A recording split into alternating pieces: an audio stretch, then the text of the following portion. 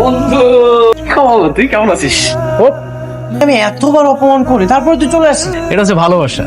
তোর পৃথিবীতে আপন বলতে কেউ আছে, আমার পৃথিবীতে আপন বলতে কেউ আছে। আমার যদি আপন বলতে কেউ থাকে সেটা তুই, তোর যদি আপন বলতে কেউ থাকে সেটা হচ্ছে আমি। ভনিতা না করে ক্লিয়ার করে বল কি বলার জন্য এখানে এসেছিস। আচ্ছা বসে শোন। দাঁড়ায় কথা। তুই না সবসময় শুধু এক্সাইটেড হয়ে যাস।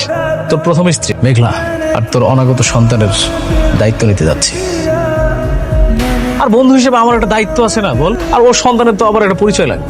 এই জন্য আমি তোর স্ত্রীকে বিয়ে করে তোর সন্তানের বাবা হব। মেঘলা তোকে বিয়ে করবে? কেন করবে না? তুই তো দ্বিতীয় বিয়ে করে খুব সুখে আছিস, ওখানে একা থাকবে। এগুলোতে আমাকে কেন বলছিস? আমি কি এগুলো শুনতে চেয়েছি নাকি? তুই একবার ইমাজিনেশন করে দেখ, তোর অনাগত সন্তান আমাকে বাবা বলে ডাকবে। আবার তোর প্রথম স্ত্রী মেঘলা, তার সাথে আমার বিয়ে হবে, আমরা একসাথে থাকবো। রাতুল, নেক্সট টাইম কিছু উল্টাপাল্টা কথা বললে হিসাব করে কথা বলবি।